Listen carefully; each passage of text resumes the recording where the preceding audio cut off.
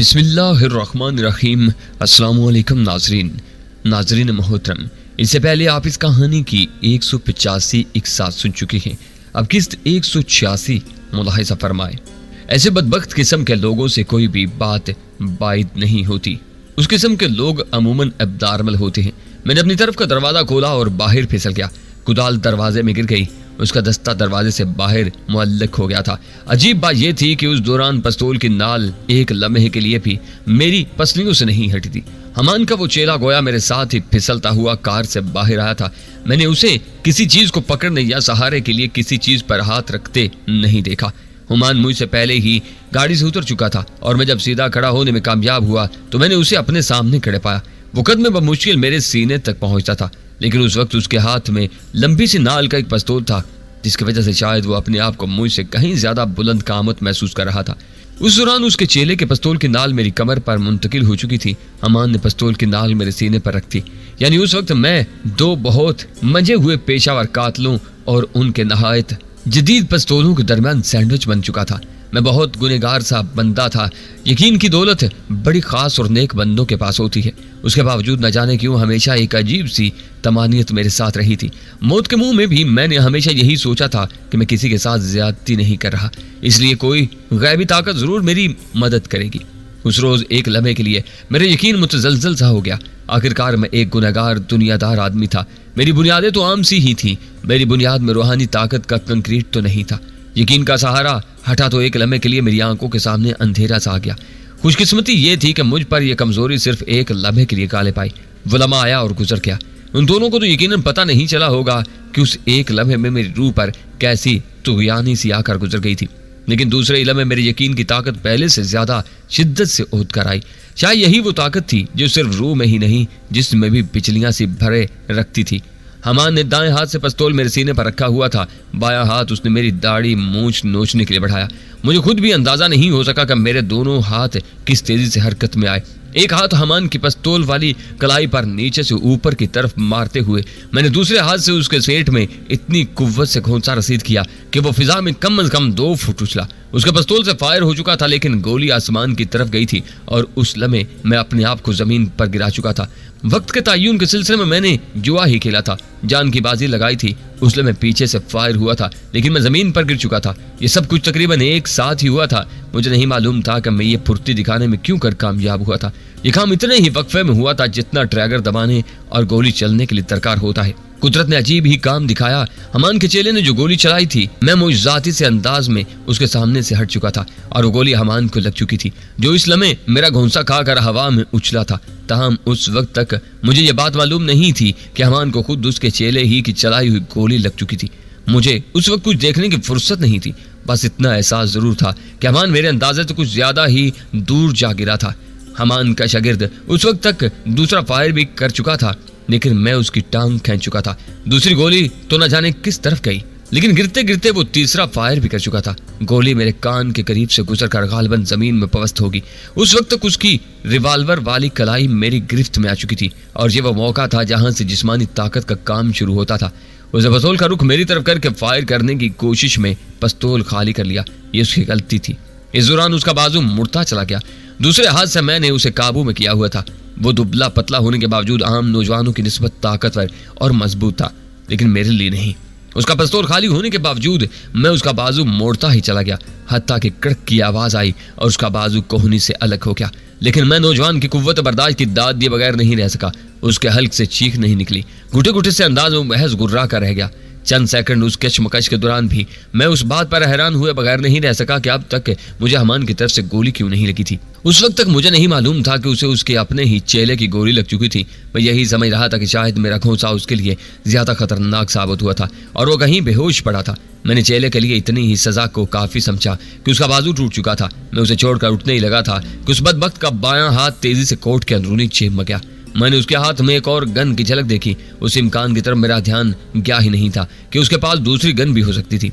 ये उसकी बदनसीबी ही थी कि उसने दूसरी गन निकालने की कोशिश कर डाली थी। मैंने तो अपनी दानिश में जब से काम लिया था और उसे जिंदा रहने का मौका दिया था, लेकिन बाज बातें मौत के हरकारों की समझ में नहीं आती। मैं उस वक्त तक सीधा खड़ा नहीं हो पाया था जब मैंने उसके हाथ में किसी गन की झलक देखी। हम उस वक्त गाड़ी के करीब ही थे और वो दरवाजा खुला था जिससे हम बाहर आए थे। कुदाल का दस्ता उस दरवाजे से झांक रहा था। पलक झपकने में कुदाल मेरे हाथ में आई और अपने आप को उसकी मुतवक्का फायर से बचाते हुए मैंने एक ही हाथ से कुदाल घुमाई। वो शायद एक बाजू टूटने की तकलीफ की वजह से दूसरे हाथ को भी सही तौर पर इस्तेमाल नहीं कर सका। गोली न जाने किस तरफ गई। उस वक्त तक कुदाल का फल उसकी खोपड़ी में पवस्त हो चुका था। मैंने कुदाल को निकालने की कोशिश की तो उसका सर कुदाल के साथ ही ऊपर उठाया। मैंने कुदाल को वहीं छोड़ दिया। उसके जिस्म को तिशंजी से अंदाज में 2-3 झटके लगे, फिर वो वहीं साख्त हो गया। कुदाल उसके सर में पवस्त थी। अब मैंने हमान की तलाश में इधर उधर नजर उड़ाई। वो लुढ़क कर कदरे नशीब में जा गिरा था और साख्त पड़ा था। उसके करीब पहुंचकर मैं देखा उसके सीने से भल भल खून बह रहा था और उसकी आंखें बंद थी। वो शायद आखिरी सांस ले रहा था। मैं उसके करीब खड़ा सोच ही रहा था कि मुझे क्या करना चाहिए। अचानक उसने आंखें खोल दी। उसकी आंखें भी लाहौर रंग थीं। मैं उसकी सूरत देखने में कुछ ऐसा ही महव था कि उसके नहायत आहिस्तगी से हिलते हुए हाथ की तरफ मेरा ध्यान ही नहीं गया। शायद मुझे तवक्को नहीं थी कि आखिरी सांस लेते हुए भी कोई अपनी जिंदगी की बची कुची रमक को फायर करने में सर्फ कर सकता था, लेकिन मुझे उसकी आंखों से झांकती हुई नफरत से अंदाजा हो जाना चाहिए था। हकीकत ये थी कि उस नफरत ने ही मुझे मबहूत करके रख दिया था। मुझे यकीन नहीं आ रहा था कि मरते वक्त भी किसी की आंखों में नफरत की ये शिद्दत नजर आ सकती थी। मैं अचानक ही गोया किसी ख्वाब से चौंका। उसका लरजता हुआ हाथ सीधा हो चुका था और उसमें पिस्तौल था। अगर मैंने बर वक्त अपने आप को जमीन पर न गिरा दिया होता तो शायद गोली ऐन मेरे चेहरे पर लगती। उसकी यह हरकत कुछ ऐसी ही थी जैसे शम्मा बुझने से पहले आखिरी बार फड़कती है। मैंने गिरते गिरते उसकी मसनूई सफेदी से सजे हुए बालों को मुट्ठी में जकड़कर उसका सर कुछ ऊपर उठाकर जोर से जमीन पर मारा और वह साख्त हो गया। उसका पिस्तौल वाला हाथ पहले ही जमीन पर गिरकर साख्त हो चुका था। इस बार मैंने एहतियात बरती और उठने से पहले उसके हाथ से पिस्तौल निकाल लिया, लेकिन अब वो वाकई साख्त हो चुका था। उसकी नफरत भरी आंखें बंद हो चुकी थीं। आखिरकार मैंने पिस्तौल उसकी लाश पर ही फेंक दिया। चंद लम्हे मैं वहीं खड़ा गहरी गहरी सांसें लेता रहा।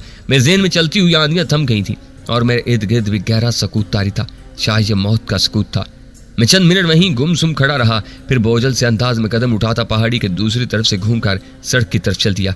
कुछ देर बाद मैं उसी सड़क के किनारे किनारे पैदल खाना बदोशों की बस्ती की तरफ जा रहा था जिससे आया था। अब मैंने लिफ्ट लेने के लिए किसी को हाथ नहीं दिया और ना ही किसी गाड़ी वाले ने मेरी तरफ देखा था।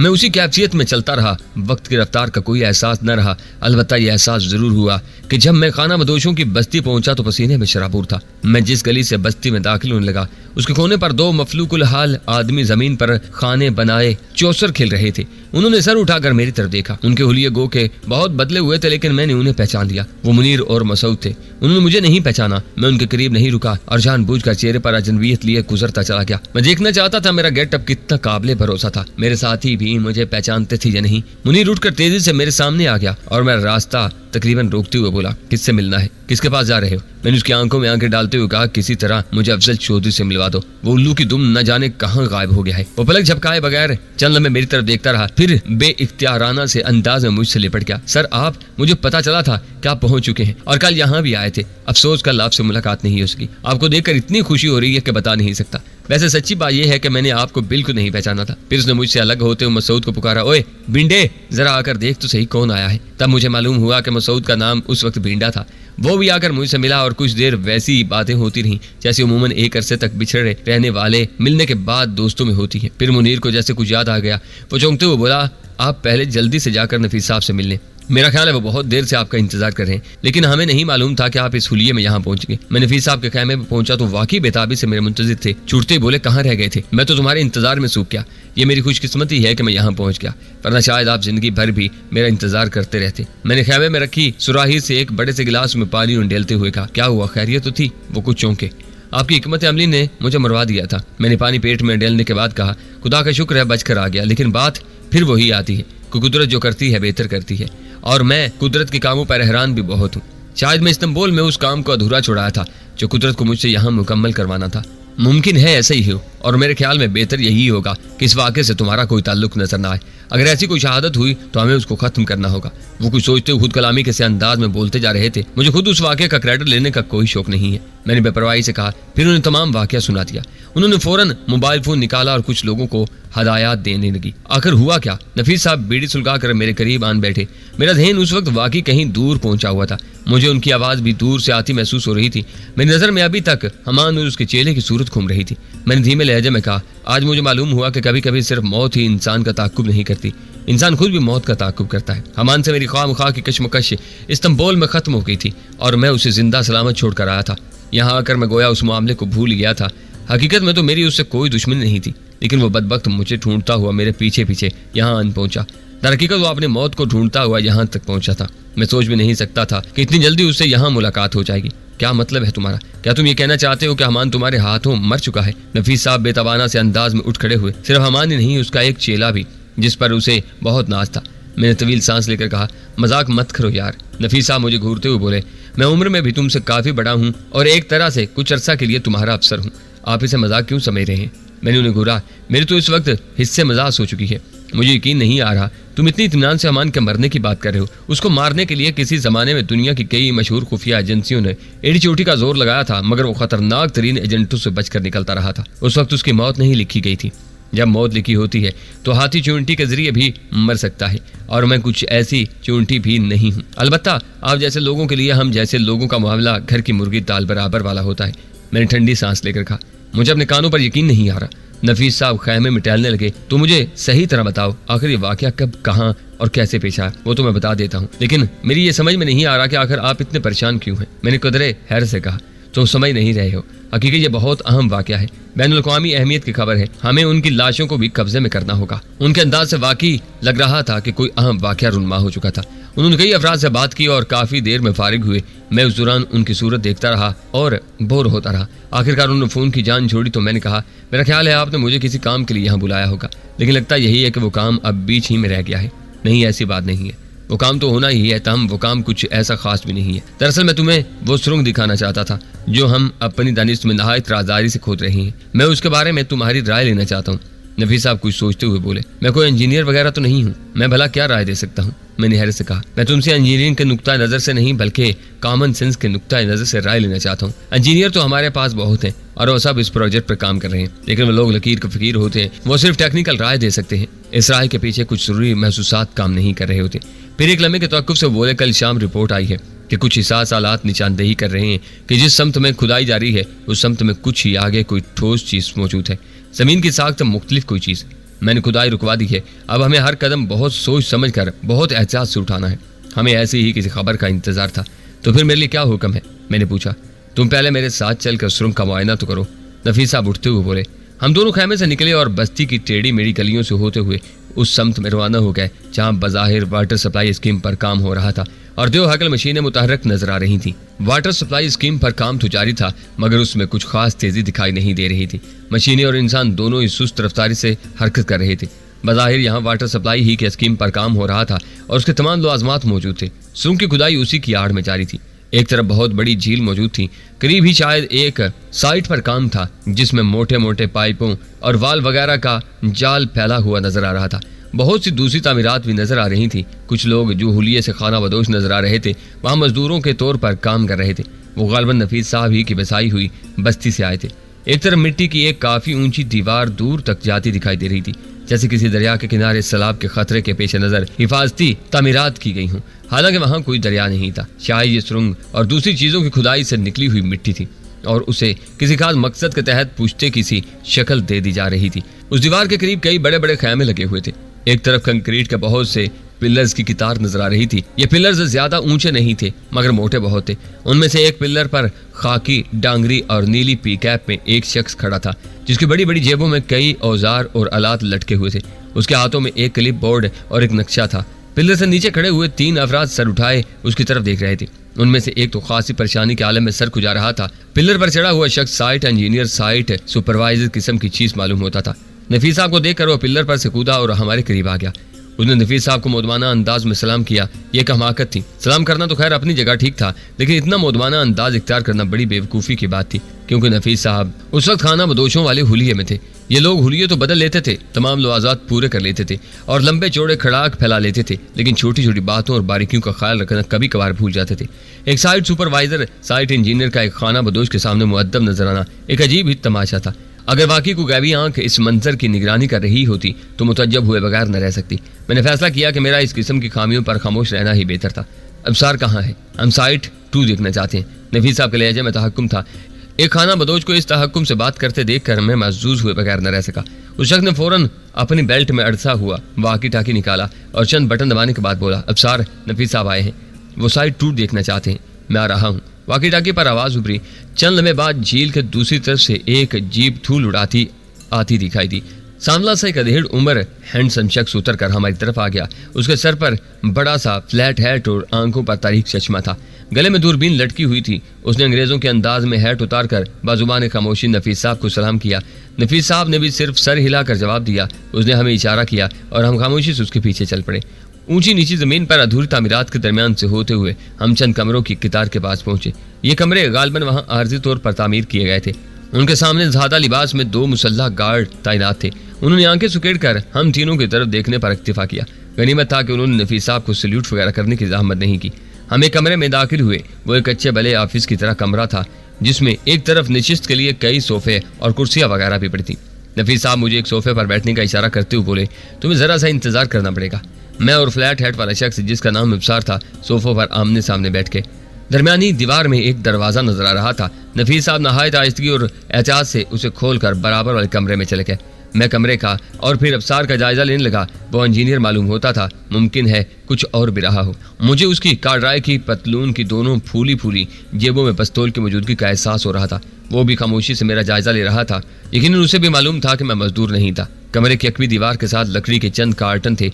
उन पर किसी किस्म का कोई निशान नहीं था, लेकिन मेरे लिए अंदाजा करना मुश्किल नहीं था कि उनमें असला था। मेज पर नहायत पुराना सा स्याह रंग का टेलीफोन सेट भी मौजूद था। दफतन उसकी घंटी बजनी शुरू हो गई। चंद लम्हे की हिचकिचाहट के बाद अफसार ने रिसीवर उठाया और नाम बताने के बाद कई बार सिर्फ यस सर कहा और फोन रख दिया। फिर उसने एक कागज पर कुछ लिखा और वापस सोफे पर बैठा। चंद सेकंड के बाद दरमियानी दरवाजा खुला और नफीस साहब भी आ गए, लेकिन अब उनका हुलिया बदला हुआ था। पहली नजर में तो वो गोताखोरों वाले लिबास में दिखाई देते थे। उनके जिस्म पर जॉगिंग सूट से मुशाबा रंग का लिबास था और सर पर एक खास किस्म का हेलमेट था। उसी दौरान अफसार ने उठकर वो चिट नफीस साहब को थमा दी, जिस पर उसने टेलीफोन सुनने के बाद कोई पैगाम नोट किया था। नफीस साहब ने एक नजर चिट देखी और सर हिलाकर उसे पुरजे पुरजे करके एक तरफ फेंकते हुए बोले, हनी की तदवीन का काम मुकम्मल हो गया। उनके लहजे में सिर्फ तासुब की खफीफ सी लहर थी। मुझे खफीफ सा धचका लगा। मैंने दूसरे कमरे की तरफ जाते जाते रुक कर कहा, इस मौका पर हमें मौजूद होना चाहिए था।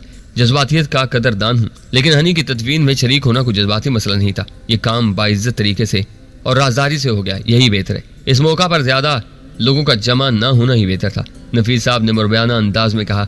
मैं खामोशी से दूसरे कमरे में चला गया और हनी के तसव्वुर से जान छुड़ाने की कोशिश करने लगा, लेकिन ये एक मुश्किल काम था। दूसरा कमरा अजीब सा था। उसमें रेडीमेड कपड़ों की दुकान की तरह स्टैंड पर बहुत से हैंगरों में उसी किस्म के कपड़े लटके हुए थे। सुरंग ज्यादा कुशादा नहीं थी। वहां वो मखसूस बू मौजूद थी जो जेर जमीन सैलन ज़दा जगहों पर होती है। मेरे जितने कद का आदमी वहां सही तौर पर सीधा होकर नहीं चल सकता था। मुझे गर्दन को जरा खम देकर चलना पड़ रहा था। उस तरह चलते चलते जल्द ही मुझे उलझन सी होने लगी। शायद उसकी एक वजह यह भी थी कि वहां कुछ भी नहीं था, बस एक सीधी सुरंग थी और हम उसमें चले जा रहे थे। चारों तरफ आंखें फाड़ फाड़ देखने के बावजूद मुझे वहां कोई काबिल जिक्र चीज नजर नहीं आई थी। मेरी समझ में नहीं आ रहा था कि नफीस साहब मुझे वहां क्यों लाए थे। वहां रोशनी कम अज कम इतनी जरूर थी कि हम आसानी से चल सकते थे।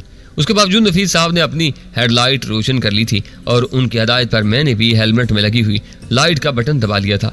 हवा की वहां कुछ ऐसी खास कमी महसूस नहीं हो रही थी। शायद उसकी वजह यह थी कि 2 मुकामात पर सुरंग का दहाना खुला था।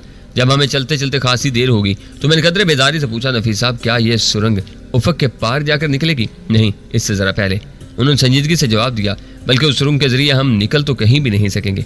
सुरंग तो आगे से बंद है और अभी आधा फासला भी तय नहीं हुआ। खुदा के पनाह, मैंने तवील सांस ली। इतनी तवील सुरंग खोदने पर तो खासी मेहनत हुई होगी।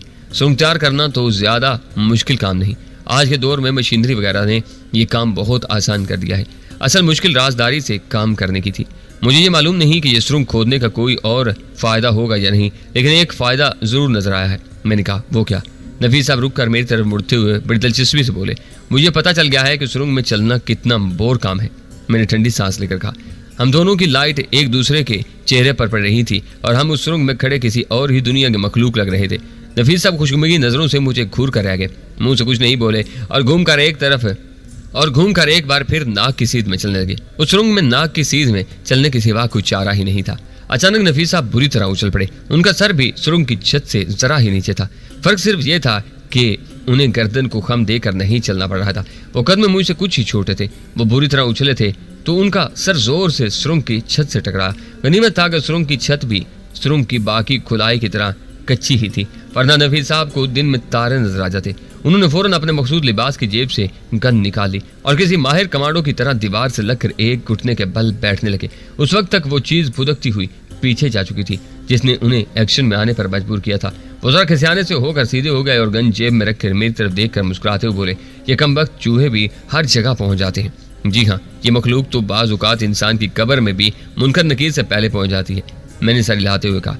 मैं उस दौरान जरा भी इधर उधर नहीं हुआ था क्योंकि मैंने पहले ही देख लिया था सुरंग की छत से मोटा सा एक चूहा नफीस साहब पर गिरा था। वो गालबन हमें दूर से आते देखकर राह फरार की तलाश में गुलाई में चढ़ता हुआ छत पर पहुंचकर उल्टा लटक गया था और नरम मिट्टी में पंजों की गिरफ्त बरकरार नहीं रख सका था। उसके अलावा कोई खास वाकया पेश न आया हत्ता कि सुरंग के इख्तिताम तक पहुंच गए। ये गोया एक बंद गली थी। हमारे सामने मिट्टी की दीवार आ गई थी। वो तारें जो सुरंग के दहाने से चली आ रही थी, यहाँ उनके सिरों पर मुख्तलिफ साख्त के छोटे मोटे आलात नस्ब थे और उन सब का कुछ न कुछ हिस्सा पलक की तरफ सामने मिट्टी की दीवार में पस्त था। मैं तमाम रास्ते सुरंग का जायजा लेता रहा था। यहाँ पहुंचकर भी मैंने हर कोने खुदरे का गैर महसूस से अंदाज में जायजा ले लिया था। नफीस साहब मुतवक्का से नजरों से मेरी तरफ देख रहे थे। क्या ख्याल है? आखिर उन्होंने पूछा। बहुत गौर खोज के बाद मैं एक नतीजे पर पहुंचा हूँ। किस नतीजे पर? नफीस साहब ने नहायत इत्याग से पूछा। यही कि ये वाकई एक सुरंग है। मैंने संजीदगी से जवाब दिया। नफीस साहब के तासुरात बदल गए, ताहम जब वो बोले तो उनके लहजे में काफी सर्दमहरी थी। डियर अफजल चौधरी, तुम्हें शायद मालूम नहीं कि मैं ज्यादा मजाक पसंद नहीं करता, खुसूसन इन मामलात में जो ज्यादा संजीदगी का तकाजा करते हैं। वो अंग्रेजी में बोले थे। ज्यादा संजीदा होते तो अंग्रेजी में ही बात करते थे। कोई बात नहीं, मैंने बेपरवाही से कहा। साथ रहेंगे तो रफ्ता रफ्ता आप मजाक को पसंद करने लगेंगे। आपका मजाक यानी जोक इस मामले में काफी बुलंद हो जाएगा। इससे मजाक तरक्की कर जाएगी। यूं जिंदगी आपके लिए कुछ बेहतर हो जाएगी। मैंने जानबूझकर उर्दू में बात की, फिर मासूमियत से कहा, आप कहीं खाना बदोशों वाले हुलिये में भी ज्यादा संजीदा होने पर अंग्रेजी बोलना शुरू तो नहीं कर देती? वो एक लम्हे मुझे घूरते रहे, फिर गोया अपना दिमाग ठंडा करने की कोशिश करते हुए बोले, मैं अहमक नहीं हूँ। इस बार नफीस साहब ने खासे सब्र तहम्मुल का मुजाहरा किया। अफसराना शान जोश में नहीं आई और वो मुलायमत से बोले, ये तुम तो नहीं कह सकते। पहली बात तो ये कि इस सुरंग की बहुत ज्यादा मेहनत वसाइल सर्फ नहीं हुए। वाटर सप्लाई यहाँ बन ही रही थी, उसकी आड़ में सुरंग खोद ली गई है। कुछ न कुछ नतीजा तो निकला है। आलात ने निशानदही की है कि ज्यादा से ज्यादा 2-3 फुट आगे कुछ मौजूद है। यह बात शायद किसी और तरह भी मालूम हो सकती थी। मैंने कहा, हम हर तरीका आजमा चुके थे, सतह जमीन से कुछ पता नहीं चल रहा था। नफीस साहब मुलायमत से बोले, जहाँ हम खड़े हैं इसके आसपास ऊपर से तो बहुत बड़े इलाके को आलात वगैरह से चेक किया गया था। शायद आलात इसलिए भी कोई निशानदेही न कर सके हों कि यहाँ जो कुछ भी मौजूद है वो काफी गहराई में है। इस वक्त हम काफी गहराई में खड़े हैं। ये सुरंग तिरछी होती हुई काफी गहराई में आ गई है, इसका मुझे अंदाजा हो गया है। मैंने महसूस कर लिया था कि हम धीरे धीरे ढलान की तरफ जा रहे हैं। हैरत है कि इतनी गहराई में पानी नहीं है। मैंने कहा, यहाँ पानी बहुत ज्यादा गहराई में है। नफीस साहब ने बताया, जिन लोगों ने यहाँ जेर जमीन कुछ बनाया होगा उन्होंने ये सब चीजें तो देखी होंगी, सॉइल टेस्ट वगैरह किया होगा। आप इतने पुरुमीद क्यों हैं कि यहाँ उन्हीं लोगों का बनाया हुआ कुछ मौजूद होगा?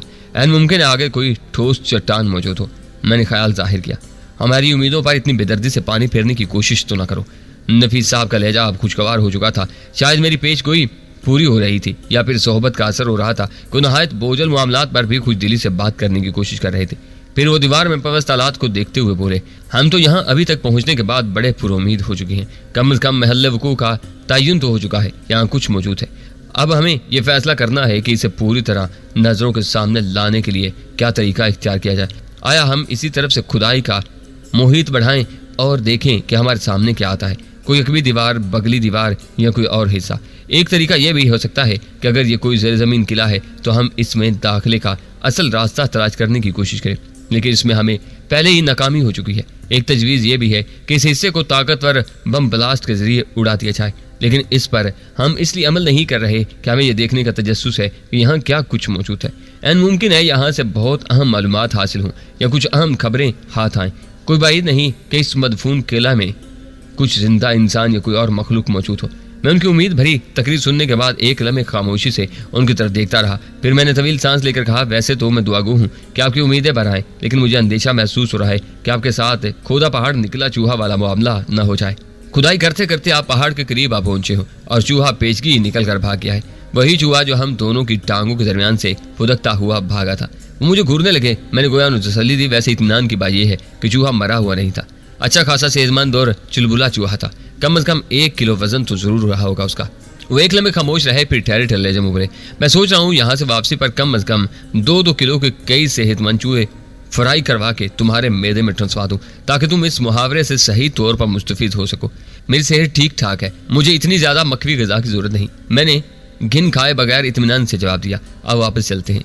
और शुक्र समझ कर मेरे करीब से गुजर कर आगे बढ़ते हुए बोले।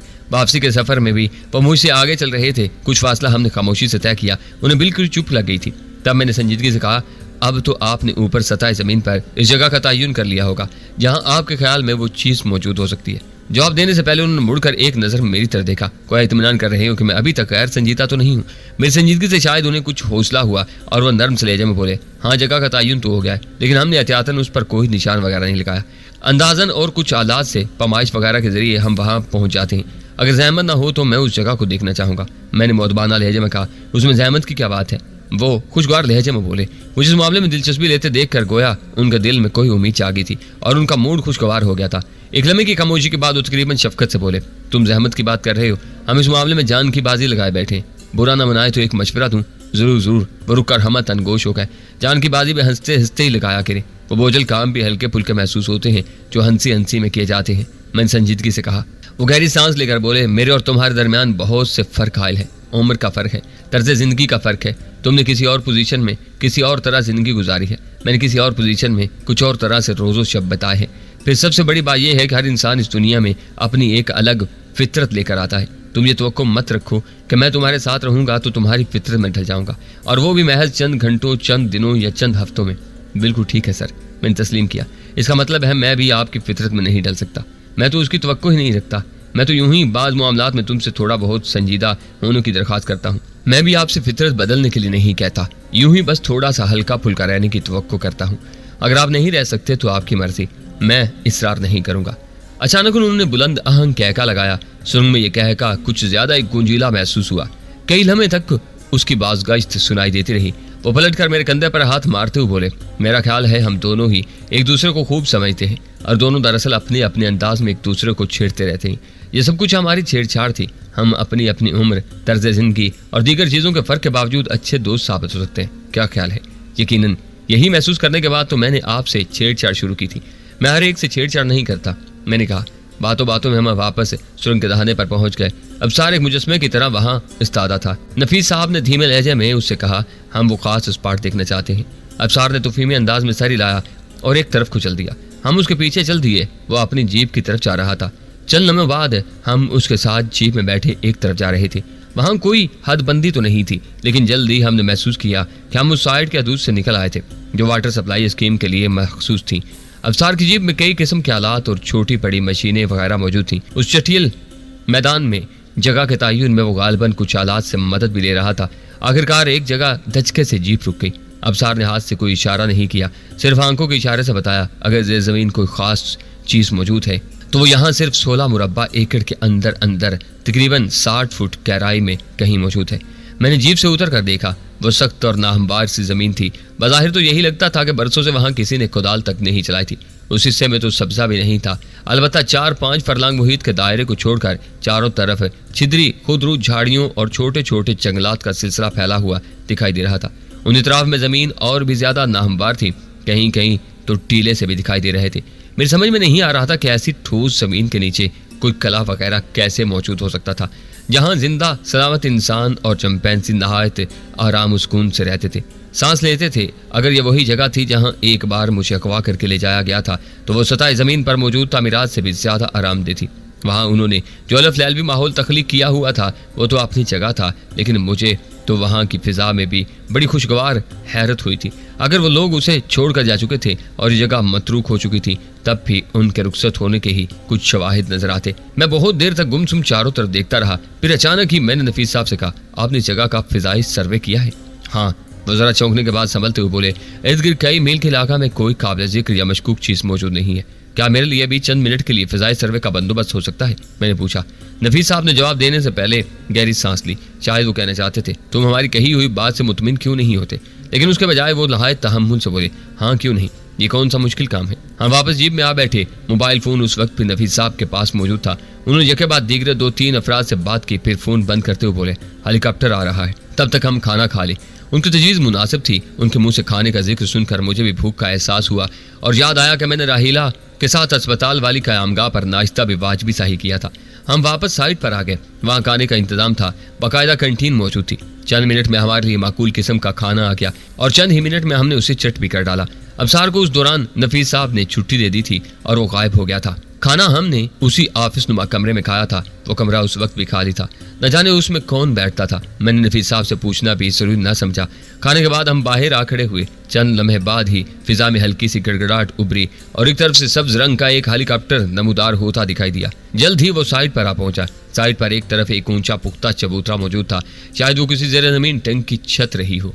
बहरहाल उस वक्त उसने हेलीपैड का काम दिया और हेलीकॉप्टर उस पर आन उतरा। मैं नफीस साहब के साथ हेलीकॉप्टर में जा बैठा। उसमें सिर्फ पायलट मौजूद था। मैं और नफीस साहब पिछली 2 नशिस्तों पर थे। हम लाइट वाले हेलमेट तो उतार चुके थे, लेकिन हेलीकॉप्टर में हमें दूसरे हेलमेट पहनना पड़े और हिफाजती बेल्ट भी बांधना पड़ी। नफीस साहब ने पायलट को हदायत दी कि वो उसे कितनी बुलंदी पर, किन हदूद पर परवाज करना थी। चलने में बाद हेलीकॉप्टर फिजा में बुलंद हुआ और नीम दायरे में घूमकर काफी बुलंदी पर आने के बाद हमारे मतलूबा इलाके की तरफ परवाज करने का। हम ज्यादा बुलंदी पर नहीं थे, लेकिन दरख्त और झाड़ियां काफी छोटी नजर आ रही थी। मैंने खिड़की के करीब लटकी हुई दूरबीन आंखों से लगा ली। दोनों खिड़कियों की निचली तरफ उफकी अंदाज में भी एक लंबूतरा सा शीशा लगा हुआ था, जिस पर दूरबीन लगाकर हम नहायत अच्छे तरीके से उस इलाके का जायजा ले सकते थे जिस पर से हम गुजर रहे थे। मैं जितने इलाके का जायजा लेना चाहता था उसके लिए हमें दायरे में सफर करना था। वो वाकई गैर आबाद इलाका था और उसमें कोई काबिल जिक्र चीज मौजूद नहीं थी। ऊंची ऊंची नाहमवार जमीन, कहीं दरख्तों के झुंड, कहीं झाड़ियां और कहीं बरसाती पानी की जोड़, बस यही कुछ था। दायरे में हमारा सफर खत्म होने से पहले एक जगह मुझे एक साफ मैदान सा नजर आया। उसके वस्त में एक बहुत बड़ा झोंपड़ा नुमा मकान मौजूद था। किसी ने बड़ी सादगी और फितरी खूबसूरती के साथ वहां अपने रहने का बंदोबस्त किया हुआ था। पहली नजर में जो बात मुझे जरा अजीब लगी वो ये थी कि लकड़ी की बलियों, शाखों, घास फूस और गारे से बना हुआ ये झोंपड़ा बहुत बड़ा था। किसी हाईवे वगैरह के किनारे बने हुए छप्पर रेस्टोरेंट भी इतने बड़े नहीं होते थे। करीब ही दरख्तों के नीचे कुछ मवेशी बने हुए थे। बाएं हाथ पर एक कुआं नजर आ रहा था जिस पर चरखी और डोल बंधा हुआ था। उस कुएं से एक बारिश और उम्र रसीदा मगर तंदुरुस्त तो तवाला शख्स पानी भरकर झोंपड़ा नुमा मकान की तरफ जा रहा था। तरीका वही पुराना था, यानी एक मोटे डंडे में 2 कनस्तर बंधे हुए थे और डंडा उसके कंधों पर टिका हुआ था। मकान के आसपास कुछ और भी ऐसे लवाजमात मौजूद थे जो ढोर डंगर वगैरह रखने वाले देहातियों के मकानों में या मकानों के आसपास नजर आते हैं। वो मुकम्मल तौर पर एक देहाती मकान था। खास बात सिर्फ ये थी कि वो बहुत बड़ा था और मीलों में फैले हुए इलाके में वाहिद मकान था। इस दौरान हेलीकॉप्टर बहुत आगे निकल चुका था। मैंने पायलट को वापस उस तरफ चलने की हदायत की। हेलीकॉप्टर दायरे में घूम गया। नफीस अब गहरी सांस लेकर बोले, मुझे मालूम था कि इस वीराने में यह मकान तुम्हारी नजर में खटकेगा, लेकिन हम इसे चेक कर चुके हैं। इसमें कोई खास बात नहीं है। ये 2 बाप बेटे हैं जो बरसों से इसी जगह इसी मकान में रह रहे हैं। मवेशी पालते हैं, उनका दूध नवाही बस्तियों में जाकर बेच आते हैं। कोई गाय वगैरह बीमार हो जाए तो उसे भी ज़बह करके बेच आते हैं। बूढ़ा इस दौरान पानी के कनस्तर अंदर ले जा चुका था। पहली बार ऊपर से हेलीकॉप्टर गुजरने पर उसने कोई तवज्जो नहीं दी थी, लेकिन अब गालबन दोबारा आवाज सुनने पर वो बाहर आ गया और हाथ से आंखों पर छज्जा बनाकर ऊपर देखने लगा। मैंने पायलट से कहा, यहाँ चकराने की जरूरत नहीं, किसी भी तरफ निकलते चलो, लेकिन करीब ही कहीं दरख्तों की आड़ में कोई हमवार जगह देख कर लैंड करो। यह जाहिर करने की कोशिश करो कि हमारी तवज्जो इस मकान की तरफ नहीं, कहीं और है। पायलट ने मुड़कर हाथ के इशारे से बताया कि वो मेरी बात समझ गया था। मैं एक बार फिर खिड़की के निचले शीशे पर दूरबीन टिकाकर नीचे का जायजा ले रहा था। मैंने आजिज़ी से कहा, मकान बहुत बड़ा है। बुड्ढा ने मुफ्त की जमीन मारी हुई है, इसलिए बेफिक्री से लंबे चौड़े रकबे में अपना खड़ाक फैला रखा है। यह सरकारी जमीन है, जब भी यहाँ कोई काम शुरू हुआ हो उसे उठा दिया जाएगा। नफीस साहब बोले, हमारे यहाँ आमतौर पर लोग वीरानों में तनहा घर बनाकर रहना पसंद नहीं करते। मैंने कहा, अगर कोई रहता हुई है तो जल्द ही उसकी देखा देखी दूसरे घर भी आबाद होने लगते हैं और यूं देखते ही देखते अच्छी भली कच्ची बस्ती तैयार हो जाती है। आप कह रहे हैं कि यह बरसों से यहाँ रह रहा है, इसके आसपास किसी ने दूसरा घर बनाना पसंद नहीं किया या इसने किसी को घर बनाने नहीं दिया।